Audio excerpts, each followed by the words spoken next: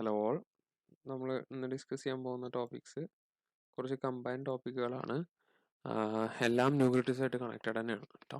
അപ്പോൾ ഇത് വല്ലാതെ ലൈൻ ബൈ ലൈനായിട്ട് പറഞ്ഞു പോകുന്നില്ല, ആ സെയിം സാധനം തന്നെയാണ് ഇതിൽ പറയാനുള്ളത്. അപ്പോൾ മെയിൻ എക്സ്പ്ലനേഷനും അതുപോലെ തന്നെ അതിൽ പറഞ്ഞിട്ടുള്ള പ്രധാനമായിട്ടുള്ള തിയറീസിൻ്റെ കാര്യങ്ങളും ജസ്റ്റ് പറഞ്ഞു തന്നിട്ട് നമുക്ക് പോകാം.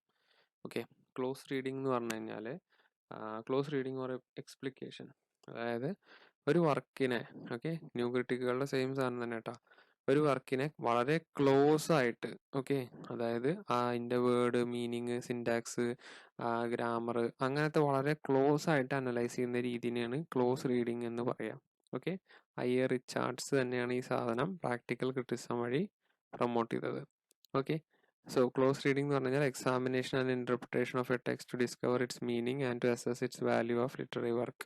Okay, it is a close analysis of linguistic element text include words and syntax. വളരെ ക്ലോസ് ആയിട്ട് റീഡ് ചെയ്യുക, അതായത് ഓരോ കുത്ത് കോമ വേർഡ് സിൻടാക്സ് അതിൽ ഗ്രാമർ അങ്ങനെ ഡീറ്റെയിൽഡ് ആയിട്ട് എന്താണ് അനലൈസ് ചെയ്യുന്ന രീതിനെയാണ് ക്ലോസ് റീഡിംഗ് എന്ന് പറയാം.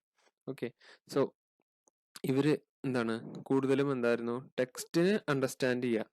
Okay, this method was prescribed the method to understand the text closer and also to corroborate their claims to privacy, text over authorial intention, socio-political millennium and cultural context. ഓതറിനെ കുറിച്ചുള്ള കാര്യങ്ങൾ, socio political കാര്യങ്ങൾ, cultural context, ഇതെല്ലാം അവർ ഇതിന് പരിഗണിക്കുന്നില്ല. കാരണം text മാത്രമാണ് അവർ വായിക്കുന്നുള്ളൂ. Okay, എക്സ്പ്ലിക്കേഷൻ, ഇവിടെ ഒരു ടേം കൂടി ഉണ്ട്, എക്സ്പ്ലിക്കേഷൻ. എക്സ്പ്ലിക്കേഷൻ എന്ന് പറഞ്ഞു കഴിഞ്ഞാൽ the literary technique used for close reading of text. Okay, explicate എന്ന് പറഞ്ഞിട്ടുള്ള ഫ്രഞ്ച് എക്സ്പ്ലിക്കേറ്റ് ഡേ ടെക്സ്റ്റ് എന്നാണ് അതിൻ്റെ ഫ്രഞ്ച് വേർഡ്, അതിനാണ് ആ വേർഡ് വന്നിട്ടുള്ളത്. അതായത് എക്സ്പ്ലനേഷൻ ഓഫ് എ ടെക്സ്റ്റ്. ഈ ഒരു ക്ലോസ് റീഡിങ്ങിന് പറയുന്ന വേറൊരു പേരാണ് എക്സ്പ്ലിക്കേഷൻ എന്ന് പറഞ്ഞു കഴിഞ്ഞാൽ. Okay, explication was practised in the school of France to reveal meaning of a literary work. ഒരു ലിറ്റററി വർക്കിന്റെ മീനിങ് അനലൈസ് ചെയ്യാനായിട്ട് ഉപയോഗിക്കുന്ന ടെക്നിക്കിനെ വിളിക്കുന്ന പേരാണ് എക്സ്പ്ലിക്കേഷൻ. ക്ലോസ് റീഡിംഗ് എന്ന് പറഞ്ഞു കഴിഞ്ഞാൽ ആ ഒരു പ്രോസസ്സ്. ഓക്കെ, രണ്ട് സെയിം ആണ്, ക്ലോസ് റീഡിങ് എക്സ്പ്ലിക്കേഷനും. ന്യൂ ക്രിറ്റിസിസത്തിൽ വന്നിട്ടുള്ളതാണ്. അതിൽ പറഞ്ഞ സെയിം സാധനം തന്നെയാണ്, വേറെ പേരിൽ അറിയപ്പെടുന്നു. നമ്മൾ ലാസ്റ്റ് സെക്ഷൻ പഠിച്ചപ്പോൾ പറഞ്ഞിരുന്നു, പല പല പേരിൽ പല പല ആളുകൾ സെയിം സാധനത്തെ എന്താണ് ഡിഫറൻഷിയേറ്റ് ചെയ്തിട്ടുണ്ട് എന്നുള്ളത്. ഓക്കെ, സോ അത്രേ ഉള്ളൂ ക്ലോസ് റീഡിങ്. ഐ.എ. റിച്ചാർഡ്സ് ആണ് അത് കൊണ്ടുവന്നിട്ടുള്ളത്, പ്രാക്ടിക്കൽ ക്രിറ്റിസിന്റെ ഭാഗമാണ്. Then next is ambiguity. Ambiguity എന്ന് പറഞ്ഞ വേർഡിന്റെ അർത്ഥം എന്ന് പറഞ്ഞു കഴിഞ്ഞാൽ പല തരത്തിലുള്ള മീനിങ് എന്നാണ് അതിന്റെ അർത്ഥം. ഓക്കെ, ആംബിഗ്യൂറ്റി മീനിങ്ങിന് പല അർത്ഥങ്ങളുണ്ട്. ഓക്കെ, ആംബിഗ്യൂറ്റി എന്ന് പറഞ്ഞിട്ടുള്ള വർക്ക് കൊണ്ടുവന്നിട്ടുള്ളത് വില്യം എംസൺ എന്ന് പറഞ്ഞ ക്രിട്ടിക്കാണ്. ഓക്കെ, അയാൾ ഐ.എ. റിച്ചാർഡ്സിന്റെ ഡിസൈപ്പിൾ ആയിരുന്നു, ശിഷ്യനായിരുന്നു. കോളേജിൽ ഐ.എ. റിച്ചാർഡ്സ് പഠിപ്പിച്ചപ്പോൾ അവിടുത്തെ സ്റ്റുഡൻ്റ് ആയിരുന്നു. ആള് പറയുന്നുണ്ട്, he argued that no specific definite meaning is possible for words as they denote as well as connote. According to him ambiguity is not a fault but an essential virtue of poetry. അതായത് ambiguity എന്ന് പറഞ്ഞു കഴിഞ്ഞാൽ ഭയങ്കര variety, അല്ലെങ്കിൽ ഒരുപാട് എണ്ണം, അല്ലെങ്കിൽ difference എന്ന് പറഞ്ഞ മീനിങ് ആണ് ആംബിഗ്യൂറ്റിക്ക് വരുന്നത്. അപ്പം നമ്മൾ ക്ലാസ്സിൽ പറയാറുണ്ട്, ഒരു പോയം വായിച്ചു കഴിഞ്ഞാൽ ആ പോയത്തിൽ എഴുതിയിട്ടുള്ള വാക്കുകളുടെ ഇടയിൽ ഒരു മീനിങ് ഉണ്ടാവുന്നു, അല്ലേ? നമ്മൾ എന്താ പറയുക, തോട്ട് ഫോക്സ് എന്ന് പറഞ്ഞ പോയം പഠിച്ചിരുന്നു ഫസ്റ്റ് സെമ്മിൽ. അതിൽ എഴുതിയിട്ടുള്ളത് ഒരു കുറുക്കന്റെ കാര്യമാണ്, പക്ഷെ അത് കുറുക്കനല്ല അവിടെ പറയണമെന്നുള്ളത് മനസ്സിലാക്കണമെങ്കിൽ ഒരു നല്ല കവിഭാവന നമ്മുടെ ഉള്ളിൽ വേണം, അല്ലേ? ഇതിനെയാണ് ആൾ ആംബിഗ്യൂറ്റി എന്ന് പറയുന്നത്. ഓക്കെ, ആംബിഗ്യൂറ്റി എന്ന് പറഞ്ഞു കഴിഞ്ഞാൽ ഒരു പോയട്രിയിൽ അത്യാവശ്യമായിട്ട് വരേണ്ട, അല്ലെങ്കിൽ ഒരു വേർച്യു ആയിട്ടൊരു എന്താ പറയാ, ഒരു അനുഗ്രഹം പോലെ വരേണ്ട ഒരു കഴിവാണെന്നാണ് ആൾ പറഞ്ഞിട്ടുള്ളത്. Ambiguity is a common feature of language which is ഓവൻ overlooked. Poetry is more ambiguous than prose by nature. Poetry ആണ് ഏറ്റവും കൂടുതൽ ആംബിഷ്യസ്, കാരണം പോയംസിലാണ് അത് ഏറ്റവും കൂടുതൽ ചെയ്യാൻ പറ്റുക. ഓക്കെ, ഇനി ഇവിടെ ഒരു 7 ടോപ്പിക്കുകൾ പറയുന്നുണ്ട്. അത് 7 നിങ്ങൾ പഠിച്ചിരിക്കണമെന്ന് ഞാൻ പറയില്ല. എന്താണ് ആംബിഗ്യൂറ്റി, ആരാണ് കൊണ്ടുവന്നതെന്ന് പറഞ്ഞാൽ മതി. ഓക്കെ, സോ ഇതെല്ലാം ആംബിഗ്യൂറ്റി വരുന്ന ടോപ്പിക്കുകളാണ്. ഇത് ഇമ്പോർട്ടൻ്റ് അല്ല, അത്രയ്ക്ക് ഇമ്പോർട്ടൻ്റ് അല്ല, ജസ്റ്റ് അറിയുക ആംബിഗ്യൂറ്റി എന്ന് പറഞ്ഞു കഴിഞ്ഞാൽ എന്താണ്. ഇനിയിപ്പോൾ 7 ടൈപ്പ് എന്താണ് ചോദിക്കുകയാണെങ്കിൽ ഇവിടെ പറഞ്ഞിട്ടുണ്ട്. When a detail is effective in several ways simultaneously, when 2 or more alternative meanings are resolve into 1. ഇത് പഠിക്കാൻ ഭയങ്കര ബുദ്ധിമുട്ടാണ്, ഇത് വന്നാലും ഒഴിവാക്കാൻ പറ്റിയ ടോപ്പിക്കുകളാണ് ഇതൊക്കെ. ഓക്കെ, സോ ജസ്റ്റ് അറിഞ്ഞിരിക്കുക ആംബിഗ്യൂറ്റി എന്താണെന്നുള്ളത്. ഇനി നെക്സ്റ്റ് പാരഡോക്സ് എന്ന് പറയും. പാരഡോക്സ് എന്ന് പറഞ്ഞു കഴിഞ്ഞാൽ നമ്മൾ പാരഡോക്സിക്കൽ സ്റ്റേറ്റ്മെന്റ്സ് എന്ന് പറയും. ഓക്കെ. പാരഡോക്സിക്കൽ സ്റ്റേറ്റ്മെന്റ്സ് പറഞ്ഞു കഴിഞ്ഞാൽ നമ്മൾ പറയില്ലേ, ഒരു കാര്യം പറയുമെങ്കിലും അതിൻ്റെ ഉള്ളിൽ ചിലപ്പോൾ വേറൊരു മീനിങ് ഉള്ളതിന്, അതാണ് പറഞ്ഞിട്ടുള്ളത്. Paradox is seemingly contradictory and often absurd statement or proposition which on closer investigation may found to be well or found true. Okay. Paradox എന്ന് പറഞ്ഞു കഴിഞ്ഞാൽ ഒരു അബ്സേർഡ് സ്റ്റേറ്റ്മെന്റ് ആണ്. അതായത് ഒരു കാര്യമില്ലാത്തൊരു സ്റ്റേറ്റ്മെന്റ്, വലിയ പർപ്പസ് ഒന്നും ഉണ്ടാവില്ല, പക്ഷെ അത് ക്ലോസ് ആയിട്ട് ഇൻവെസ്റ്റ് ചെയ്ത് കഴിഞ്ഞാൽ അതിൻ്റെ ഉള്ളിൽ ചിലപ്പോൾ ഒരു സത്യം ഉണ്ടാവും. പാരഡോക്സിനെ ഒന്ന് എക്സ്പ്ലെയിൻ ചെയ്യാന്ന് പറഞ്ഞു കഴിഞ്ഞാൽ ഒരു എക്സാമ്പിൾ പറയുകയാണെന്ന് വെച്ച് കഴിഞ്ഞാൽ, it is raining cats and dogs എന്നൊരു term. Okay, it is raining cats and dogs. അതിൻ്റെ ലിറ്ററൽ ട്രാൻസ്ലേഷൻ എടുത്ത് നോക്കുകയാണെങ്കിൽ, മീനിങ് എടുത്ത് നോക്കുകയാണെങ്കിൽ എന്താ, പൂച്ചയും പട്ടിയും മഴയിട്ട് വീണു എന്നാണ് അതിൻ്റെ ലിറ്ററൽ ട്രാൻസ്ലേഷൻ. പക്ഷെ അതിൻ്റെ ഉള്ളിൽ എന്താണ്, ആ സെന്റൻസ് കേട്ട് കഴിഞ്ഞാൽ നമുക്ക് അബ്സേർഡായി തോന്നും, ഇത് എന്ത് സംഭവം, ഇതിനൊരു അർത്ഥമില്ലല്ലോ എന്ന്. പക്ഷെ ക്ലോസ് ഇൻവെസ്റ്റിഗേഷനിൽ നമുക്ക് അതിൻ്റെ ഉള്ളിൽ ഒരു ട്രൂത്ത് കാണാൻ പറ്റും, ഒരു മീനിങ് കാണാൻ പറ്റും. അതായത് അത്രയും ശക്തമായി മഴ പെയ്യുന്നു എന്ന് പറയുന്നതിനുള്ള ഒരു ടേമാണ്, ഒരു ഫ്രേസാണ് അത്. It is raining cats and dogs. ഇതിനാണ് പാരഡോക്സ് എന്ന് പറയാം. Okay, it might sound absurd statement, but on close observation, we can find detailed or well-established truth inside it. Greek word എന്നാണ് വന്നിട്ടുള്ള പാരഡോക്സ് എന്ന് പറഞ്ഞ word. Okay, contrary to expectations or existing belief, അതായത് existing ബിലീഫിനെക്കാട്ടിലും അപ്പുറത്ത് എന്നാണ് അതിൻ്റെ meaning. Okay, so ഇത് ലിറ്ററേച്ചറിലുള്ള ഒരു പ്രധാനമായിട്ടുള്ള വേണ്ട ഒരു എന്താണ് സ്റ്റൈലാണ്. കാരണം പറഞ്ഞല്ലോ, പോയട്രിയിൽ വളരെ എന്താ പറയുക, യൂഷ്വൽ ആയതിന് അൺയൂഷ്വൽ ആയിട്ട് കാണിക്കണം, പറയുന്ന കാര്യങ്ങൾ എല്ലാവരും കേട്ടിട്ടുള്ളത് കേൾക്കാത്ത പോലെ കാണിക്കണം. അപ്പം ഇങ്ങനത്തെ ലിറ്റററി ഡിവൈസസ് ഒക്കെ ഉപയോഗിക്കേണ്ടി വരും. ഓക്കെ, ഇത് ക്ലിയാൻ ബ്രൂക്സ് എന്ന് പറഞ്ഞിട്ടുള്ള ഒരു ക്രിട്ടിക്കാണ് reading of paradox as a method of close analysis of poetry in his works. Language of paradox എന്ന് പറഞ്ഞ വർക്കിൽ ഇതിനെക്കുറിച്ച് പറയണം. അതായത് ഒരു പെട്ടെന്ന് കണ്ടു കഴിഞ്ഞാൽ നമുക്ക് ഭയങ്കര അബ്സർഡായി തോന്നും, ഭയങ്കര മീനിങ് ഇല്ലാത്ത, അല്ലെങ്കിൽ ഇത് എന്തൊരു കോമഡി പോലെ തോന്നും. പക്ഷെ അതിൻ്റെ ഉള്ളിൽ ഭയങ്കരമായിട്ടുള്ള ഡീപ്പായിട്ടുള്ളൊരു മീനിങ് പോർട്രേ ഉണ്ടാവും. Okay, he says that paradox is the language appropriate and inevitable to poetry which is adopted by poet as the referral language cannot serve the interest of poetry. പോയട്രിയിൽ ഏറ്റവും കൂടുതൽ ആളുകൾ യൂസ് ചെയ്യേണ്ട കോൺസെപ്റ്റുകളിലൊന്ന് paradox ആണ്. പാരഡോക്സിനെയാണ് നമ്മൾ വളരെ നല്ല രീതിയിൽ അതിനെ പുഷ് ചെയ്ത് യൂസ് ചെയ്യേണ്ടത്. ഓക്കെ, ഇനിയുള്ളത് ഐറണി. കണ്ടതൊക്കെ ഇങ്ങനെ കുഞ്ഞു കുഞ്ഞു ഡെഫിനിഷൻസ് ആണ്. അപ്പൊ എന്താണിത്, ഇതെല്ലാം വരുന്നത് ന്യൂ ക്രിറ്റിസിസത്തിലാണ്. ഇതിനെക്കുറിച്ച് ഈവൻ 5 മാർക്ക് ചോദിച്ചാലും നിങ്ങൾക്ക് ന്യൂ ക്രിറ്റിസിസത്തിനെ കുറിച്ച് എഴുതിയ ഇഷ്ടം പോലെ, എന്നിട്ട് ഇതിനെക്കുറിച്ച് എഴുതിയാൽ മതി. കാരണം ഇതൊക്കെ കുറച്ചുള്ളൂ എഴുതാൻ. പക്ഷെ ന്യൂ ക്രിറ്റിസിസത്തിന്റെ അണ്ടറിൽ വരുന്നതാണ് ഇതെല്ലാം. അതാണ് ഒരു അംബ്രല്ല ടേമിന്റെ അണ്ടറിലെ ടേംസ് പറയണത്. ഓക്കെ, ഇനിയുള്ളത് ഐറണി. ഐറണി നമ്മൾ പഠിച്ചിട്ടുണ്ട്, ഞാൻ പറഞ്ഞില്ലേ, പറയുന്നതൊന്ന് പക്ഷെ ഇംപ്ലൈ ചെയ്യുന്നത് വേറൊന്ന്. ഇവിടെ ഈ ഐറണിയും പാരഡോക്സും തമ്മിലൊരു ഡിഫറൻസ് തോന്നാം. ഇവിടെ ഒരു പറയുന്ന കാര്യം എന്താണെന്നുള്ളത് ആളുകൾക്ക് മനസ്സിലാവില്ല. അതാണ് ഇവിടെ പറഞ്ഞില്ല, പറയുന്ന കാര്യങ്ങൾ അബ്സേർഡ് സ്റ്റേറ്റ്മെന്റ് ആയിരിക്കും. അപ്പൊ ഞാൻ പറഞ്ഞത് it is raining cats and dogs, അത് കേട്ട് കഴിഞ്ഞാൽ ഒരാൾക്ക് അബ്സേർഡായി തോന്നും. പക്ഷെ ഇവിടെ അങ്ങനെയല്ല. ഇവിടെ നമുക്ക് ഉള്ള കാര്യം ഉള്ളതുപോലെ പറഞ്ഞിട്ട് അതിൻ്റെ ഉള്ളിൽ വേറൊരു മീനിങ് കൊണ്ടുവരാം. ഇവിടെ അബ്സേർഡ് സ്റ്റേറ്റ്മെന്റ് നമുക്ക് പറഞ്ഞാൽ മനസ്സിലാവില്ല, അല്ലെങ്കിൽ കാര്യം പറഞ്ഞാൽ ക്ലിയർ ആവില്ല. ഇവിടെ അങ്ങനെയല്ല. ഇവിടെ അബ്സേർഡ് സ്റ്റേറ്റ്മെന്റ് വഴിയല്ല അത് കൺവേ ചെയ്യണത്.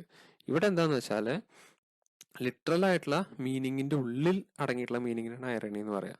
Irony is a literary device to denote an understatement of situation where there is a difference between literal and implied meaning. Irony is defined by most and modern critical uses the term irony. Okay, new critics believe that irony is increasingly used by writers as the language has been exhausted and corrupted. They saw irony as a device by which means can be imparted to a text. Irony as a principle of structure. Brooks claims that irony is an integral part of text which should be taken into consideration discovering the meaning of a text. ഒരു ടെക്സ്റ്റിൻ്റെ ഉള്ളിൽ meaning റീഡേഴ്സിന് reveal ചെയ്യുന്ന one of the literary ഡിവൈസുകളിലൊന്നാണ് ഈ paradox പോലെ. Okay, ഐറണിയിൽ imply ചെയ്തിരിക്കുന്ന സിറ്റുവേഷൻ, അതാണ് ഇവിടെ പറഞ്ഞിട്ടുള്ളത്. Understatement or a situation where there is a difference between literal and implied meaning. ഇപ്പോൾ നമ്മൾ ആദ്യം പറഞ്ഞ എക്സാമ്പിൾ, ഒരു പോയം, ആ പോയം വായിക്കുമ്പോൾ തോട്ട് ഫോക്സ് ഞാൻ പറഞ്ഞു, തോട്ട് ഫോക്സ് വായിച്ചു കഴിഞ്ഞാൽ ഒരു കുറുക്കൻ്റെ ഒരു സ്നോ ഇങ്ങനെ വരുന്ന പോലെ തോന്നും. അതാണ് എന്താണ് ലിറ്ററൽ മീനിങ്. നമ്മൾ പറഞ്ഞില്ലേ, എന്താണോ എഴുതിയിട്ടുള്ളത് അത് ഡിക്ഷണറി നോക്കി മീനിങ് നോക്കിയിട്ട് വായിച്ചാൽ അത് ലിറ്ററൽ മീനിങ് ആയി. പക്ഷെ അതിൽ ഇംപ്ലൈ ചെയ്തിരിക്കുന്നത്, ഓതർ അതിൻ്റെ ഇടയിൽ കൂടെ പറയണത്, ഓതർ അതിൻ്റെ ഉള്ളിലൂടെ പറയുന്നത് എന്താന്നുള്ളത് നമുക്ക് ഞാൻ പറഞ്ഞില്ല കുറച്ചുകൂടെ തല ഉപയോഗിച്ച് ചിന്തിക്കണം. അപ്പോൾ ഇങ്ങനെ യൂസ് ചെയ്യുന്ന ടെക്നിക്കിനാണ് ഐറണി എന്ന് പറയാം. ഓക്കെ, ഇത് ആയിട്ട് തെറ്റരുത്. ഇതെന്ന് പറഞ്ഞു കഴിഞ്ഞാൽ അബ്സേർഡ് സ്റ്റേറ്റ്മെന്റുകളായിരിക്കും, അതായത് പൊട്ടത്തരായിരിക്കും പറഞ്ഞിട്ടുണ്ടാവും, പക്ഷെ അതിൻ്റെ ഉള്ളിൽ സത്യം ഉണ്ടാവും. ഇതങ്ങനെയല്ല, ഇത് പറഞ്ഞിട്ടുള്ളത് ഉള്ളതുപോലെ പറഞ്ഞിട്ടുണ്ടാവും, പക്ഷെ ഉള്ളിൽ വേറൊരു കാര്യം കൂടെ ഇംപ്ലൈ ചെയ്ത് ഒളിപ്പിച്ച് വെച്ചിട്ടുണ്ടാവും. ഓക്കെ, ക്ലിയാൻ ബ്രൂക്സ് തന്നെയാണ് ഇതിന്റെ പ്രൊപ്പറേറ്ററും. ഈ പറഞ്ഞ സെയിം ആള് ക്ലിയാൻ ബ്രൂക്സ് എന്ന് പറഞ്ഞ ആൾ തന്നെയാണ് നമ്മുടെ ബ്രൂക്സ് എന്ന് പറഞ്ഞിട്ടുള്ളത്. അയാളുടെ ഐറണിയസ് പ്രിൻസിപ്പിൾ ഓഫ് സ്ട്രക്ചർ എന്ന് പറഞ്ഞ വർക്കിലാണ് അത് പറഞ്ഞിട്ടുള്ളത്. പോയിറ്റ്സ് എത്രത്തോളം ഐറണീസ് യൂസ് ചെയ്യുന്നോ അത്രത്തോളം വർക്കിന്റെ ക്വാളിറ്റിയും കൂടും എന്നാണ് ഇയാളും പറഞ്ഞത്. Okay, great poems are those which irony is inherent as A quality. നല്ല പോയട്രീസിൽ ഐറണി എന്ന് പറഞ്ഞു കഴിഞ്ഞാൽ ഒരു ഇമ്പോർട്ടൻറ്റ് ക്വാളിറ്റിയാണ്. നമ്മുടെ ഈ മലയാളം പോയംസിലും അങ്ങനെയാണ്. ഓക്കെ, ഇനി നെക്സ്റ്റ് ടെൻഷൻ എന്ന് പറഞ്ഞ വേർഡ്. ഓക്കെ, ടെൻഷൻ എന്ന് പറഞ്ഞു കഴിഞ്ഞാൽ ന്യൂ ക്രിറ്റിസിസത്തിൽ വരുന്ന തന്നെയാണ്. എക്സ്റ്റൻഷൻ ഇൻറ്റൻഷൻ, കണ്ടോ, എക്സ്റ്റൻഷൻ ഇൻറ്റൻഷൻ, ഇതിൽ നിന്നാണ് ഈ ടെൻഷൻ എന്ന് പറഞ്ഞ വേർഡ് വരുന്നത്. ഓക്കെ, എക്സ്റ്റൻഷൻ ഇൻറ്റൻഷൻ, ഇതിന്റെ രണ്ടിന്റെ ഇടയിൽ കണ്ട ടെൻഷൻ ടെൻഷൻ എന്നുകൊണ്ട് കാണാൻ പറ്റും. ഓക്കെ, ഇനി എന്താ സാധനം എന്ന് ഞാൻ പറഞ്ഞുതരാം. Tension is interaction and consequent balance of different elements in poem. Critics discern the potential of tension as an elusive tool in poetry. പോയട്രിയിലുള്ള ഒരു ഇന്ററാക്റ്റീവ് ആയിട്ടുള്ള ഒരു ടൂളാണ്. അതായത് പല എലമെന്റുകൾ യൂസ് ചെയ്തിട്ട് പോയട്രിയിൽ റീഡേഴ്സായിട്ട് കമ്മ്യൂണിക്കേറ്റ് ചെയ്യാനുള്ള ടൂള്. ഈ ടേം യൂസ് ചെയ്തത് അലൻ ടേറ്റ് എന്ന് പറഞ്ഞിട്ടുള്ള ഒരു ക്രിട്ടിക്കാണ്. Okay, tension Tate. ഓക്കെ, അങ്ങനെ ചിന്തിച്ചാൽ മതി. അലൻ ടേറ്റ്, അതായത് അലൻ ടേറ്റ് പറഞ്ഞെന്താന്ന് വെച്ചാൽ ഒരു പോയട്രിയിൽ ഒരു ബാലൻസ് ഓഫ് ഡിഫറെന്റ് എലമെന്റ്സ് ഉണ്ട്. അതിനെ രണ്ടായിട്ട് ആള് ക്ലാസിഫൈ ചെയ്തിട്ടുണ്ട്, എക്സ്റ്റൻഷൻ എന്നും ഇന്റൻഷൻ എന്നും. ഓക്കെ, കണ്ട, എക്സ്റ്റൻഷൻ എന്നും ഇന്റൻഷൻ എന്നും. എക്സ്റ്റൻഷൻ എന്ന് പറഞ്ഞു കഴിഞ്ഞാൽ external meaning of poem. Okay, intention എന്ന് പറഞ്ഞു കഴിഞ്ഞാൽ ഇന്നർ മീനിങ് ഓഫ് പോയം. നമ്മൾ മുന്നേ പറഞ്ഞ സെയിം സാധനം തന്നെ, ഈ തൊട്ട് മുന്നേ പറഞ്ഞില്ലേ ഈ ഇതിനെ കുറിച്ചിട്ട്, അത് സെയിം സാധനം തന്നെയാണ്. അതായത് ഒരു പോയത്തില് എന്താണ് എക്സ്റ്റൻഷൻ, എക്സ്റ്റേണൽ മീനിങ് ഉണ്ട്, ഇന്റേണൽ മീനിങ് ഉണ്ട്. എക്സ്റ്റേണൽ മീനിങ് പറഞ്ഞാൽ എന്താ, നേരെ ഡിക്ഷണറി നോക്കുക, മീനിങ് നോക്കുക, അതാണ് എക്സ്റ്റേണൽ മീനിങ്. ഇന്റേണൽ മീനിങ് എന്ന് പറഞ്ഞാൽ അതിൽ ഉപയോഗിച്ചിരിക്കുന്ന മെറ്റഫർ കണ്ട, സിമിലീസ്, യൂസ് ചെയ്തിട്ടുള്ള കോൺസെപ്റ്റ്, അങ്ങനത്തെ ഒരു ഡീപ്പ് അനാലിസിസ്. അപ്പോൾ ഇത് രണ്ടും കൂടിയിട്ടുള്ള ഒരു ബാലൻസ് ആയിരിക്കണം പോയം എന്ന് പറയണത്. ഓക്കെ, സോ ഈ രണ്ട് എലമെന്റുകളുടെ ബാലൻസിനെ വിളിക്കുന്ന പേരാണ് tension. Okay, the balance between extension and intention is what Alan Tate calls as tension in poetry. ഇത് പി ജിക്കൊക്കെ പോകുമ്പോൾ പഠിക്കുന്ന ഒരു ടോപ്പിക്കാണ്, വളരെ വലിയൊരു ടോപ്പിക്കാട്ടോ അത്, വളരെ കുഞ്ഞായിട്ട് അവിടെ പറഞ്ഞുള്ളൂ. So Tate argued that different meanings like literal and figurative ones coexist simultaneously inside the poem enriching its total meaning. അപ്പോൾ ആലൻ ടേറ്റ് പറയുന്നുണ്ട് പല മീനിങ്ങുകൾ, ലിറ്ററൽ മീനിങ്, ഫിഗറേറ്റീവ് മീനിങ്, ഇതെല്ലാം കോ എക്സിസ്റ്റ് ചെയ്യുന്നതുകൊണ്ടാണ് ഒരു പോയത്തിന് ടോട്ടൽ മീനിങ് ഉണ്ടാവുന്നത്. ഓക്കെ, ലിറ്ററൽ മീനിങ് കൊണ്ട് മാത്രം ഒരു പോയം എഫക്റ്റീവ് ആവില്ല എന്നാണ് ആൾ പറഞ്ഞിട്ടുള്ളത്. Okay, that's all. ഇനിയുള്ളത് ഇന്റൻഷണൽ ഫാലസി. ഓക്കെ, ഇന്റൻഷണൽ ഫാലസിയും എഫക്റ്റീവ് ഫാലസി, ഇത് രണ്ടാണ്, സെയിം സാധനമാണ്, അതിന്റെ രണ്ട് ഓപ്പോസിറ്റുകളാണ്. The term was introduced by William K. Wismith and Monroe C. Beardsley in the essay The Intentional Fallacy. Okay, ഇവർ പറഞ്ഞിട്ടുള്ള എന്താണെന്ന് വെച്ചാൽ, to denote common practice of literary criticism to try to know the intention of the author as part of elevation of text. അതായത് intentional fallacy കൊണ്ട് ഉദ്ദേശിക്കുന്നത് എന്താണെന്ന് വെച്ചാൽ, literary ക്രിറ്റിസിസത്തിൽ ഓതറിന്റെ intention ടെക്സ്റ്റിന്റെ ഇവാലുവേഷൻ അറിയാനായിട്ട് യൂസ് ചെയ്യുന്നതിനെ പറയുന്നതിനാണ് പറയാം. Okay, so this is A fallacy. ഇതൊരു ഫാലസിയാണ്, ഒരു ഇല്യൂഷനാണ്. എന്ത്, പോയത്തിൽ പറഞ്ഞ കാര്യത്തെ കുറിച്ച് അറിയാൻ ഓതറിന്റെ മൈൻഡ് അല്ലെങ്കിൽ ഓതറിന്റെ ഇന്റൻഷനെ കുറിച്ചിട്ട് അറിയുക എന്ന് പറയുന്നത് ഒരു ഫാലസി ആണെന്നാണ് ഈ രണ്ടുപേരും പറഞ്ഞത്. ഓക്കെ, ഫാലസി എന്ന് പറഞ്ഞാൽ ഒരു ഇല്യൂഷൻ അല്ലെങ്കിൽ ഒരു തോട്ട്, ഒരു അനാവശ്യമായിട്ടുള്ള തോട്ട്, നമ്മൾ പറയാം ഇല്ലാത്ത തോട്ടിനാണ് ഫാലസി എന്ന് പറയാം. സോ ഇതൊരു ഇല്ലാത്ത തോട്ടാണ്. നമ്മളൊരു പോയം വായിക്കുമ്പോൾ ഓതർ ആരാ, ഓതർ എപ്പോൾ എഴുതിയതാണോ, ഓതർ വിഷമിച്ചിരിക്കുമ്പോൾ എഴുതിയതാണോ, കരഞ്ഞുകൊണ്ടിരിക്കുമ്പോൾ എഴുതിയതാണോ, സന്തോഷമുകൊണ്ടിരിക്കുമ്പോൾ എഴുതിയാണോ, ഓതറിന്റെ ഇമോഷന് ഇതായിട്ടൊരു ബന്ധമില്ല. ഓക്കെ, ഇതൊരു ഫാലസിയാണ്. ഓക്കെ, ഇവർ പറഞ്ഞത് എന്താണെന്ന് വെച്ചാൽ, ടെക്സ്റ്റ് എന്ന് പറഞ്ഞു കഴിഞ്ഞാൽ is not an exclusive property of author. ഓതറിന്റെ പ്രോപ്പർട്ടിയേ അല്ല text, it belongs to public. Author എഴുതി കഴിഞ്ഞു കഴിഞ്ഞാൽ അത് പബ്ലിക്കിന്റെ കയ്യിലാണ്. So trying to find out intention of author is completely unwanted. അപ്പോൾ നിങ്ങൾ വെറുതെ ഓതറിന്റെ ഇന്റൻഷൻ എന്തായിരുന്നു, ഓതർ എന്താ ചിന്തിച്ചത്, ഓതറിന്റെ ഇമോഷൻ എന്തായിരുന്നു ഈ ടെക്സ്റ്റ് എഴുതുമ്പോൾ, ഓതറിന്റെ ഇന്റൻഷനെ കുറിച്ചിട്ട് ചിന്തിച്ചുകൊണ്ടിരിക്കുന്നതിൽ അർത്ഥമില്ല. ഓക്കെ, അതാണ് ആള് പറഞ്ഞിട്ടുള്ളത്. എന്നിട്ട് ഇവർ പറയുന്ന ഒരു കാര്യം എന്താ വെച്ചാൽ, we should approach a text through its internal elements like language and other formal techniques than relying on the external factors like author's intention. നമ്മൾ റീഡേഴ്സ് ആയിട്ടുള്ള ആളുകൾ ലാംഗ്വേജും പോയട്രിയുടെ സ്റ്റൈലും അതുപോലെ തന്നെ ഡിഫറെന്റ് അപ്രോച്ച് ഓഫ് ടെക്സ്റ്റ് ആണ് എന്താണ് റിലൈ ചെയ്യേണ്ടത്, അല്ലാണ്ട് ഓതറിന്റെ ഇന്റൻഷനെ അല്ല. അതുകൊണ്ടാണ് ഇതിന് ഇന്റൻഷണൽ ഫാലസി എന്ന് പറയണത്. അത്തരം ഓതറിനെ കുറിച്ച് അറിയാനുള്ള ഇന്റൻഷൻസ് എന്ന് പറഞ്ഞു കഴിഞ്ഞാൽ ഒരു ഫാലസിയാണ്, ഒരു ഇല്യൂഷനാണ്. ഓക്കെ, നമ്മൾ വെറുതെ തപ്പിപ്പോയിട്ട് കാര്യമില്ല, ഓതറിനെ കുറിച്ചൊന്നും അറിയേണ്ട കാര്യമില്ല. ഓക്കെ, ഇനിയുള്ളത് അഫക്റ്റീവ് ഫാലസി എന്ന് പറഞ്ഞു കഴിഞ്ഞാലാണ്. അഫക്റ്റീവ് ഫാലസി പറഞ്ഞു കഴിഞ്ഞാൽ ഈ സെയിം ഓതേഴ്സ് തന്നെയാണ്. They define it as an error in criticism concerning on the effect of work of the literature on a reader. Okay, അതായത് ഒരു ലിറ്ററേച്ചർ, ഒരു ക്രിയേറ്റീവ് വർക്ക് റീഡേഴ്സിൻ്റെ ഉള്ളിൽ ഉണ്ടാക്കുന്ന ഒരു ഫാലസീനെ കുറിച്ചിട്ട് പറയണതാണ്. Okay, so according to Smith and Beasley, they became subject to a confusion between poem and result. If this is so accepted, a poem that makes us feel dejected will be a bad poem. The emotions aroused by a work of literature is in fact the effect of its intentional organization and meaning, which is to be really analyzed and inspected according to Smith and Beasley. ആള് പറഞ്ഞിട്ടുള്ളത് affective fallacy എന്ന് പറഞ്ഞു കഴിഞ്ഞാൽ, നമ്മുടെ ഒരു work വായിച്ചു കഴിഞ്ഞാൽ ആളുകളിൽ റീഡേഴ്സിൽ ഉണ്ടാക്കുന്ന എഫക്റ്റിനെയാണ് എഫക്റ്റീവ് ഫാലസി കൊണ്ട് പറയണത്. ഒരു ബാഡ് ആയിട്ടുള്ള, ഒരു സാഡ് ആയിട്ടുള്ള അല്ലെങ്കിൽ ഒരു ഇമോഷണൽ ആയിട്ടുള്ള ഒരു പോയം വായിച്ചു കഴിഞ്ഞാൽ നമ്മുടെ ഉള്ളിൽ ആ ഇമോഷണൽ ആയിട്ടുള്ള എഫക്റ്റ് നമ്മൾ ഏറ്റുവാങ്ങുന്നത് നമ്മുടെ ഉള്ളിലുള്ളൊരു ഫാലസിയാണ്, ഒരു കഴിവുകേടാണ്, അല്ലെങ്കിൽ ഒരു ഇല്യൂഷനാണ് നമ്മളെ കൊണ്ട് ചെയ്യിപ്പിക്കുന്നത്. അത് റീഡേഴ്സ് മനസ്സിലാക്കുക. ഓക്കെ, ഇപ്പം എത്ര ട്രാജിക് വർക്ക് കണ്ടാലും നമ്മുടെ ഉള്ളിലേക്ക് അത് കയറണമെങ്കിൽ നമ്മൾ തീരുമാനിക്കണം. ഓക്കെ, അപ്പം നമ്മൾ ആ ഫാലസിയിൽ പെടരുത് എന്നാണ് ആള് കൊണ്ട് ഉദ്ദേശിക്കുന്നത്. That's all. അതാണ് affective fallacy. Okay, and yeah, ഇനി ഈ ഒരു കാലഘട്ടത്തിൽ വന്നിട്ടുള്ള ഒരു ലേറ്റസ്റ്റ് ടൈപ്പ് ഓഫ് ലിറ്ററേച്ചറാണ് ആർക്കിടൈപ്പൽ ക്രിറ്റിസിസം എന്ന് പറയും.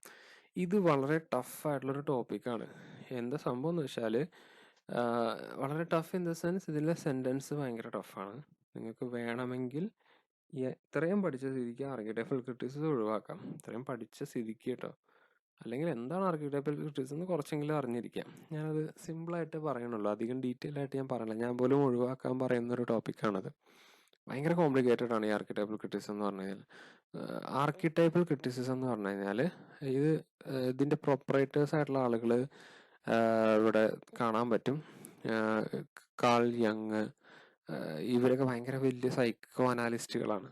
അവരുടെ വർക്കുകൾ ഭയങ്കര കോംപ്ലിക്കേറ്റഡ് ആണ്, അതാണ് പറഞ്ഞിട്ടുള്ളത്. കാൾ യങ്, അതുപോലെ തന്നെ വേറെ നമ്മളൊരു ഓതറിനെ കുറിച്ച് ഇവിടെ പഠിക്കും, ജെ ഫ്രൈസർ, അങ്ങനത്തെ ആളുകളാണ്. ഓക്കെ, ആർക്കിടൈപ്പൽ ക്രിറ്റിസിസം കൊണ്ട് ഉദ്ദേശിക്കുന്നത് എന്താണെന്ന് വെച്ചാൽ, ഞാൻ അത് സിമ്പിളായിട്ട് പറഞ്ഞുതരാം. അതായത് നമ്മൾക്ക് കേട്ടതും കണ്ടതും ആയിട്ടുള്ള ഒരുപാട് കഥകളുണ്ട് നമ്മുടെ ചുറ്റും, അല്ലേ? ഇപ്പോൾ ഫോർ എക്സാമ്പിൾ പറയുകയാണെങ്കിൽ മാവേലി എന്ന് പറഞ്ഞിട്ടൊരു എന്താണ് ആളെ കുറിച്ച് നമ്മൾ കേട്ടിട്ടുണ്ട്, ഒരു കഥ കേട്ടിട്ടുണ്ട്. അതിവിടെ എക്സാമ്പിളും പറയുന്നുണ്ട്. ഓക്കെ, എക്സാമ്പിളും പറയുന്നുണ്ട്.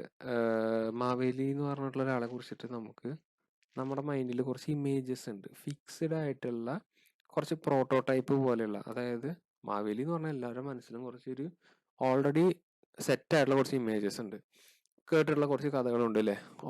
ഓണമായിട്ട് വാമനൻ ചവിട്ടിത്താത്തിയിട്ടുള്ള കഥ, അതുപോലെ ആള് ഇത്തിരി തടിച്ചിട്ടുള്ള ആളാണെന്നൊക്കെ പറഞ്ഞിട്ടുള്ള കഥ, വയറൊക്കെ ചാടിയിട്ടുള്ള ഒരാള് രാജാവാണ്, ജനങ്ങളെ കാണാനായിട്ട് ഓണത്തിന് വരുന്നു, ഓണം നാളെ വരുന്നുണ്ട്, സെലിബ്രേഷൻ ആണെന്ന് പറഞ്ഞിട്ടുള്ള കഥകൾ.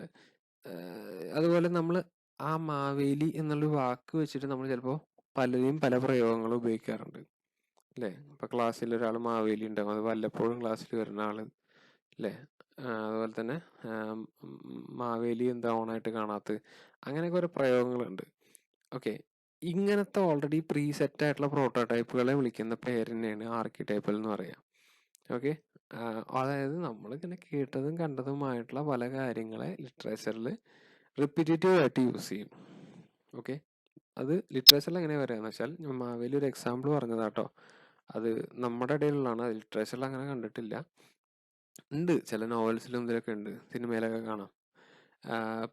ഒരു പോയതിലൊരു എക്സാമ്പിൾ പറയുകയാണെങ്കിൽ, അല്ലെങ്കിൽ ഒരു നോവലിലൊരു എക്സാമ്പിൾ പറയുകയാണെങ്കിൽ, ഒരു സിനിമയിൽ നായകൻ ഒരു നായകനെ ഇപ്പോൾ വില്ലൻ തല്ലി ഇല്ലാതാക്കിയെന്ന് വെച്ചോ, ആകെ വയ്യാതായി. അപ്പൊ ഈ നായകന്റെ തിരിച്ചുവരവ് കാണിക്കാനായിട്ട് സിനിമയിൽ തന്നെ ഒരു സൂര്യോദയം കാണിക്കാൻ പറ്റും അല്ലേ? ഇരുട്ടിന്ന് പൊന്തി വരുന്നൊരു സൂര്യൻ. അത് അപ്പൊ അപ്പുറത്തെ ഷോട്ടിൽ നായകൻ മെല്ലെ മെല്ലെ അടി കൊണ്ട നായകൻ നീച്ചു വരുന്നു. കണ്ട, അതൊരു ആർക്കിടൈപ്പാണ്. അതായത് ഒരു റൈസിങ് എഫക്റ്റ്, ഒരു പുതിയ ജീവൻ, അല്ലെങ്കിൽ അങ്ങനെ ഒരു പുതിയ ലൈഫ് എന്ന് കാണിക്കുന്ന ഒരു സിമ്പലാണത്. സോ ഇങ്ങനത്തെ കുറച്ച് ഓൾറെഡി സെറ്റ് ആയിട്ടുള്ള കുറേ ഇമേജസിനെ വിളിക്കുന്ന പേരാണ് ആർക്കിടൈപ്പ് എന്ന് പറഞ്ഞു കഴിഞ്ഞാൽ. അതാണ് ഇവിടെ പറഞ്ഞിട്ടുള്ള archetypal criticism is a base model or prototype of something. അതായത് എന്തൊക്കെയോ ഒരു സാധനത്തിൻ്റെ ഒരു ബേസ് മോഡലായിട്ടുള്ള ഒരു ഇമേജ് അല്ലെങ്കിൽ പ്രോട്ടോടൈപ്പ് എന്ന് പറഞ്ഞു കഴിഞ്ഞാൽ വർക്കിംഗ് മോഡൽ എന്ന് പറയും. അതായത് നമ്മളൊരു സംഭവം ഉണ്ടാക്കുമ്പോൾ അതിന് റെഫറൻസ് ആയി എടുക്കുന്ന മോഡലിനെയാണ് പ്രോട്ടോടൈപ്പ് എന്ന് പറയുക. ഇത് ഭയങ്കര സയൻറ്റിഫിക് ആണ്. ഓക്കെ, സോ ഇതാണ് archetypal criticism. Okay, archetypal criticism explores how archetypes and myths are present in themes, motives, imagery, characters, tones and narrative patterns of literary text. ഇത് പഠിച്ചാൽ മതി. ഈ രണ്ട് സംഭവമാണ് ആർക്കിടൈപ്പൽ ക്രിറ്റിസിസം എന്താണെന്ന് ചോദിച്ചാൽ എഴുതണ്ടുള്ളൂ. ബാക്കിയുള്ളത് ഞാൻ പറഞ്ഞു, അറിയുമെങ്കിൽ മാത്രം പഠിച്ചെഴുതിയാൽ മതി, കാരണം ഇത്തിരി ടഫാണ്. അപ്പോൾ ഗോൾഡൻ ബോ എന്ന് പറഞ്ഞിട്ടുള്ള ഒരു വർക്കിലാണ് സർ ജെയിംസ് ജി ഫ്രേസർ ആദ്യമായിട്ട് ആർക്കിടൈപ്പൽ ലിറ്ററേച്ചറിനെ കുറിച്ചിട്ട് പറയുന്നത്. ഓക്കെ, സോ ഇതാണ് ആർക്കിടൈപ്പൽ ക്രിറ്റിസിസത്തെ കുറിച്ചിട്ട് അറിയേണ്ട പ്രധാനമായിട്ടുള്ള കാര്യം. അതുപോലെ തന്നെ psychology of unconscious, Carl Gustav Jung എന്ന് പറഞ്ഞിട്ടുള്ള ഒരു സൈക്കോ അനാലിസ്റ്റ്, അവരും കൂടിയിട്ടാണ് ഈ ആർക്കിടൈപ്പൽ ക്രിറ്റിസിസം പബ്ലിഷ് ചെയ്തത്. So, Fraser examined the phenomenon of myth and anthropological perspective, put forward theory and myths closely related to nature and human life. അതായത് ഇത്തരം മിത്തുകളിലുള്ളിൽ അടങ്ങിയിട്ടുള്ള മനുഷ്യന്റെ കണക്ഷൻസ്, അതേപോലെ തന്നെ ഈ മിത്തുകൾ എങ്ങനെയൊക്കെയാണ് ഹ്യൂമൻ നേച്ചറായിട്ട് കണക്റ്റഡ് ആയിട്ടുള്ളത്, അതിൻ്റെ മാനിഫെസ്റ്റേഷൻ, അതിൻ്റെ ഇൻ്റർപ്രിട്ടേഷൻ, അതിൻ്റെ birth, death, natural vegetation, fertility മിത്തുകൾ, ഇതെല്ലാമായിട്ടുള്ള കണക്ഷന് ഇവർ കണ്ടുപിടിച്ചത്. ഓക്കെ, പണ്ട് കാലം മുതലേ ഉള്ള ഇങ്ങനത്തെ കുറേ പ്രീസെറ്റ് ആയിട്ടുള്ള ഇമേജറീസിനെ ഇവർ അനലൈസ് ചെയ്തു. ഓക്കെ, അതിൽ കാൾ ജങ്ങിൻ്റെ കോൺസെപ്റ്റാണ് collective unconscious. Okay, collective unconscious എന്ന് പറഞ്ഞു കഴിഞ്ഞാൽ it's a common psyche inherited by all human beings by virtue. Okay, collective unconscious is neither personal nor shaped by personal experience of individual as Freud envisioned it. It contains shared experience of humanity in forms of some predominant patterns called archetypes. Collective unconscious എന്ന് പറഞ്ഞു കഴിഞ്ഞാൽ നമുക്ക് എല്ലാവരുടെയും ഉള്ളിലുള്ള കോൺഷ്യസ്നെസ്സിനെയാണ് collective unconscious എന്ന് പറയുക. ഇത് ഭയങ്കര സയൻറ്റിഫിക് ആണ് കേട്ടോ. സയൻറ്റിഫിക് എന്ന് പറഞ്ഞു കഴിഞ്ഞാൽ പ്യൂർലി സൈക്കോളജിക്കലാണ്. അതായത് നമ്മുടെ എല്ലാവരുടെ ഉള്ളിൽ, ഇപ്പം ഞാൻ നിങ്ങളോട് പറയുകയാണ്, ഒരു നല്ലൊരു പേഴ്സണെ നിങ്ങളൊന്ന് ഡിഫൈൻ ചെയ്യാൻ പറയുകയാണ്. അതായത് ഒരു നല്ല വ്യക്തി. അപ്പം നിങ്ങൾ ആ നല്ല വ്യക്തിയുടെ കുറേ മിത്ത്, നിങ്ങളുടെ മൈൻഡിലുള്ള സ്റ്റോറീസും കേട്ടിട്ടുള്ളതും കണ്ടിട്ടുള്ളതുമായിട്ടുള്ള കഥകളും മിത്സും വെച്ചിട്ട് നിങ്ങൾ ഒരാളെ ക്രിയേറ്റ് ചെയ്യും അല്ലേ? അപ്പോൾ ഇങ്ങനെയുള്ള കോമൺ ആയിട്ട് ആളുകളുടെ ഉള്ള കോൺഷ്യസ്നെസ്സിനെ വിളിക്കുന്നതിൻ്റെ പേരാണ് കളക്റ്റീവ് അൺകോൺഷ്യസ് കൊണ്ട് ഉദ്ദേശിക്കുന്നത്. ഓക്കെ, ഇതൊരു തരം സൈക്കി ആണ്. അതായത് മെൻറ്റാലിറ്റി എല്ലാ ഹ്യൂമൻ ബീയിങ്സിനും വേർച്യൂ കൊണ്ട്, അതായത് നന്മ കൊണ്ട് അല്ലെങ്കിൽ നല്ലത് കാണുന്നത് കൊണ്ട് കിട്ടുന്ന സംഭവത്തിനാണ് കളക്റ്റീവ് അൺകോൺഷ്യസ് എന്ന് പറയുക. ഇതൊരു തരം ആർക്കിടൈപ്പാണ്. ഓക്കെ, അതാണ് ഇവിടെ പറഞ്ഞിട്ടുള്ളത്. ആൾ കുറച്ച് എക്സാമ്പിൾ പറഞ്ഞിട്ടുണ്ട്. The great mother. ഓക്കെ, ഇപ്പോൾ അമ്മയെ കുറിച്ചിട്ട് എഴുതാൻ പറഞ്ഞു കഴിഞ്ഞാൽ നിങ്ങളുടെ ഉള്ളിൽ നിങ്ങൾ കണ്ടതും കേട്ടതുമായിട്ടുള്ള അമ്മയെക്കുറിച്ചുള്ള കഥകളും സിനിമകളൊന്നും അതിൽ നിന്നൊക്കെ വെച്ചിട്ട് നിങ്ങളൊരു അമ്മയുടെ ഇമേജ് പെർഫെക്റ്റ് ആയിട്ട് ക്രിയേറ്റ് ചെയ്യും. അതുപോലെ തന്നെ old man, the shadow, tower, water, കണ്ട എന്തിനെ കുറിച്ച് വേണമെങ്കിലും നമുക്കുള്ളിൽ ഒരു ഓക്കെ. ദെൻ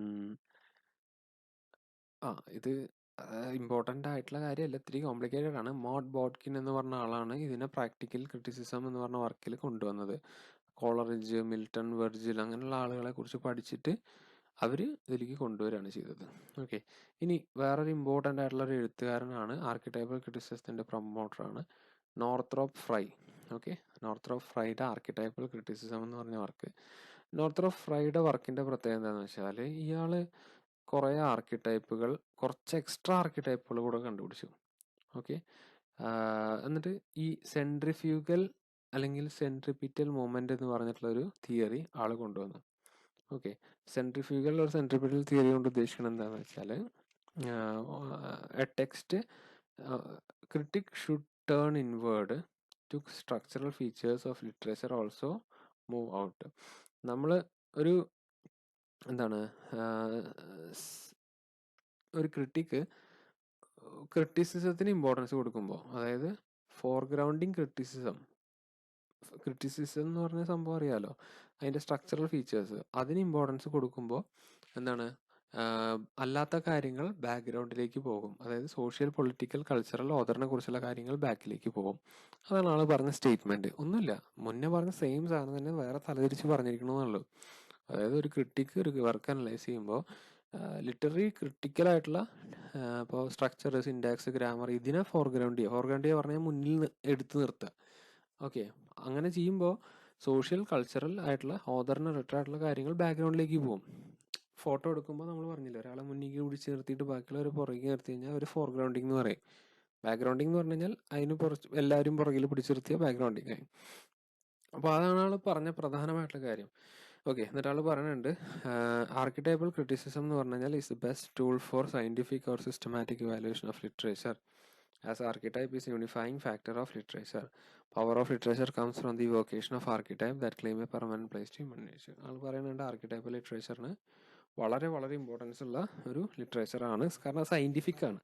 ഓക്കെ, എല്ലാത്തിനെയും ശാസ്ത്രീയമായിട്ട് അനലൈസ് ചെയ്യലാണ് ഇതിൽ പ്രധാനമായിട്ടും പണി. അതുകൊണ്ടാണ് അത് വളരെ ബ്യൂട്ടിഫുൾ ആയിട്ടുള്ള ഒരു അനാലിസിസ് ടൂളാണെന്ന് ആൾ പറഞ്ഞിട്ടുള്ളത്. ഇനി ഇയാൾ 4 സീസൺസിനെ വെച്ചിട്ട് ഇവിടെ കമ്പയർ ചെയ്യുന്നുണ്ട്. 4 സീസൺസ് എന്ന് പറഞ്ഞു കഴിഞ്ഞാൽ ഞാൻ ജസ്റ്റ് ഒന്ന് പറഞ്ഞുതരാം, അത് ഇത്തിരി കോംപ്ലിക്കേഷൻ കൂടുതലുള്ളതാണ്. അതായത് ഒരു മനുഷ്യൻ്റെ ലൈഫ് നമുക്ക് എന്താണ് സ്പ്രിങ്, സമ്മർ, വിൻ്റർ, ഫോൾ, ഇങ്ങനെ 4 സീസൺസ് ആയിട്ട് ഇതിൽ പറഞ്ഞിട്ടുള്ളത് തലതിരിച്ചിട്ടാണ് കേട്ടോ. സ്പ്രിങ്, സമ്മർ, വിൻ്റർ, ഫോൾ, ഇത്തിരി കോംപ്ലിക്കേറ്റഡ് ആയിട്ട് ഇതിൽ പറഞ്ഞിട്ടില്ല, പക്ഷെ ഇതിങ്ങനെ പഠിച്ചാൽ മതി. നമ്മളെ നോർത്തേൺ കൺട്രീസിലൊക്കെ, യൂറോപ്യൻ കൺട്രീസിലൊക്കെ ഈ സീസൺസേ ഉള്ളൂ, സ്പ്രിങ്, സമ്മർ, വിൻ്റർ, ഫോള്. നമുക്കാണ് റെയിനി സീസൺ, മൺസൂൺ സീസൺ ഉണ്ട്, കുറച്ച് ഡിഫറൻസ് ഉള്ളത്. അവിടെ അങ്ങനെയല്ല, അവിടെ സ്പ്രിങ്, സമ്മർ, വിൻ്റർ, ഫോൾ, ഈ 4 സീസൺസ് ആണ് അവിടുത്തെ മെയിൻ സീസൺസ് ഉള്ളൂ. സ്പ്രിങ് സീസൺ എന്ന് പറഞ്ഞു കഴിഞ്ഞാൽ സ്പ്രിങ് സീസൺ എന്ന് പറഞ്ഞു കഴിഞ്ഞാൽ അതെ, ഈ ചെടികളെല്ലാതും ഈ വിൻ്റർ കഴിഞ്ഞതിന് ശേഷം, ഓക്കെ, നേരെ തിരിച്ച് പറഞ്ഞുതരാം ഓർഡർ. അതായത് വിൻ്റർ എന്ന് പറഞ്ഞിട്ടുള്ളത് ഏറ്റവും കഠിനമായിട്ടുള്ള മഞ്ഞ് പെയ്യുന്ന സമയമാണ്. അതെല്ലാവർക്കും അറിയാലോ. വിൻ്റർ, അവിടുത്തെ വിൻ്റർ എന്ന് പറഞ്ഞു കഴിഞ്ഞാൽ മൈനസ് ഒക്കെ ആയിരിക്കും, ഭയങ്കരമായിട്ട് മഞ്ഞ് പെയ്യും. പറഞ്ഞു കഴിഞ്ഞാൽ നമുക്ക് റോഡൊന്നും കാണാൻ പറ്റില്ല, അത്രയും മഞ്ഞായിരിക്കും. ഓക്കെ, അത് കഴിഞ്ഞ് കഴിഞ്ഞാൽ ഒരു ഫോൾ സീസൺ ഉണ്ട്. അതായത് ഇലയെല്ലാം പൊഴിഞ്ഞു പോയി ഒന്നുമില്ലാതെ വളരെ ഡ്രൈ ആയിട്ടുള്ളൊരു സീസൺ. അതായത് അത്രയും തണുപ്പും ഉണ്ടാവും, ഇലകൾക്കും അതേപോലെ തന്നെ ജീവനൊന്നും ഉണ്ടാവില്ല. അത് കഴിഞ്ഞിട്ട് മെല്ലെ മെല്ലെ മെല്ലെ സൂര്യൻ്റെ അടുത്തേക്ക് ഈ കൺട്രി മൂവ് ചെയ്യും. അപ്പോൾ സൂര്യൻ്റെ എർത്ത് റൊട്ടേറ്റ് ചെയ്യുമ്പോൾ ആ ടൈമിൽ മെല്ലെ മെല്ലെ ഇലകളെല്ലാം ചെറുതായിട്ടൊന്ന് പൂ വരും. അതിനാണ് സ്പ്രിങ് എന്ന് പറയുക. ഓക്കെ, അപ്പോൾ ഹീറ്റ് അധികം ഉണ്ടാവില്ല, പക്ഷെ സ്നോ കുറഞ്ഞു വരും. അപ്പോൾ എന്താണ്, ഭയങ്കരമായിട്ടുള്ള ഇലയെല്ലാം റീബർത്ത് പോലത്തെ ഒരു പുതുജന്മമായിരിക്കും വിൻ്റർ കഴിഞ്ഞിട്ടുള്ള. അപ്പോൾ അതാണ് സ്പ്രിങ് എന്ന് പറഞ്ഞ സീസൺ. ഓക്കെ, പൂക്കളെല്ലാം വിരിഞ്ഞു തുടങ്ങും. ഇവരത്രയും നാള് പച്ചപ്പൊന്നും കാണില്ല കേട്ടോ വിൻ്ററും ഫോളിൻ്റെ ടൈമിലൊക്കെ. സ്പ്രിങ് സീസൺ വരുമ്പോൾ എല്ലാം നല്ല ബ്യൂട്ടിഫുൾ ആയിരിക്കും, കാരണം ആനിമൽസ് ഒക്കെ പുറത്ത് വരും. ഈ സ്പ്രിങ് സീസണിലൊക്കെ ഇങ്ങനെ വിൻ്റർ സീസണിലൊക്കെ ഇങ്ങനെ ഒളിച്ച് അതിൻ്റെ മാളത്തേക്ക് ഇരിക്കുകയായിരിക്കും. പക്ഷെ ഇതിൻ്റെ സമയമായി കഴിഞ്ഞാൽ എല്ലാവരും പുറത്ത് വരും. ഭയങ്കര ലൈഫ്ലി ആയിട്ടുള്ള സീസണാണ്. അതായത് ഒരു മനുഷ്യൻ്റെ ലൈഫായിട്ട് എടുക്കുകയാണെങ്കിൽ ഒരാൾ ജനിച്ചിട്ട് കുട്ടിക്കാലം, അതാണ് സ്പ്രിങ് സീസൺ ആയിട്ട് കാണിക്കുന്നത്. എന്നിട്ട് കുറച്ചുകൂടെ ഒന്ന് മെല്ലെ വളരുമ്പോഴുള്ള ഒരു സീസൺ, അത് കഴിഞ്ഞാൽ വരുന്ന സീസണാണ് സമ്മർ. സമ്മറിൽ കുറച്ചുകൂടെ ഭയങ്കരമായിട്ടുള്ള ബ്യൂട്ടി ആയിരിക്കും, ഭയങ്കരമായിട്ടുള്ള ചൂടും ആയിരിക്കും. നമ്മുടെ നാട്ടിലെ ചൂട് പോലെയല്ല, അവിടുത്തെ ചൂട് ഭയങ്കര ഡിഫറെൻ്റ് ആണ്. ഓക്കെ, എല്ലാവർക്കും ഭയങ്കര ഹീറ്റ് എന്ന് പറഞ്ഞു കഴിഞ്ഞാൽ ഭയങ്കര അഡിക്ഷനാണ് യൂറോപ്യൻസിന്. അവർക്ക് തണുപ്പാണ് ഇഷ്ടമല്ലാത്തത്, കാരണം തണുപ്പ് പറഞ്ഞു കഴിഞ്ഞാൽ ആളെ കൊല്ലുന്ന തണുപ്പായിരിക്കും. അപ്പോൾ അവർക്ക് വെയിൽ കാണാനാണ് ഇഷ്ടം. ഓക്കെ, അപ്പോൾ സമ്മർ സീസൺ അവർക്ക് എല്ലാവർക്കും ഇഷ്ടമുള്ളതാണ്. നമ്മുടെ എല്ലാവരും അഡൽട്ട്ഹുഡ് എങ്ങനെയാണ്, നമ്മൾ വളരെ എൻജോയ് ചെയ്യുന്ന വളരെ എനർജറ്റിക് ആയിട്ടുള്ളൊരു ടൈമാണ് അഡൽട്ട്ഹുഡ്. സോ ഈ അഡൽട്ട്ഹുഡിനെ ഇയാൾ കമ്പയർ ചെയ്തിരിക്കുന്നത് ഈ സമ്മർ സീസൺ ആയിട്ടാണ്. ഓക്കെ, ഒരു ഹീറോ അല്ലേ, ആൾക്ക് സിനിമയിലാവട്ടെ നോവലിലാവട്ടെ ഒരു സമ്മർ പീരീഡ് ഉണ്ടാവും.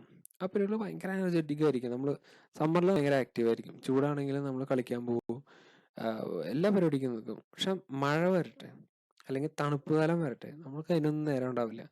കണ്ട, സ്പ്രിങ്, സമ്മർ, പിന്നെ അടുത്തത് വരുന്നത് വിന്റർ ആണ്. ഓക്കെ, ആ വിന്റർ എന്ന് പറഞ്ഞു കഴിഞ്ഞാൽ ഭയങ്കര കോൾഡ് ആയിട്ടുള്ള അറ്റ്മോസ്ഫിയർ, ഒന്നും ചെയ്യാൻ പറ്റാത്ത സിറ്റുവേഷൻ. ഇത് ഈ നമ്മുടെ ഏർലി സ്റ്റേജസ് ഓഫ് അഡൽട്ട് ആണ് കാണിക്കുന്നത്.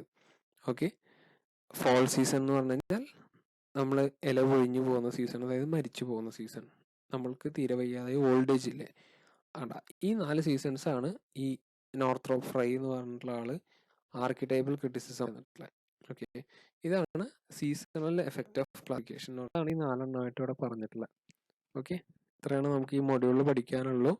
അപ്പോൾ പറ്റുവാണെങ്കിൽ മാത്രം ഈ ആർക്കിടൈപ്പൽ ക്രിറ്റിസിസം ഒക്കെ ഇത്രയും വായിച്ചാൽ മതി. ഞാൻ നിർബന്ധിക്കില്ല, നിങ്ങൾക്ക് അറിയുന്നത് പോലെ അതിനെ എഴുതാൻ നോക്കിയാലും മതി. ബാക്കിയുള്ളത് ആദ്യം പറഞ്ഞു തന്നതെല്ലാം നന്നായി പഠിക്കുക. ഓക്കെ.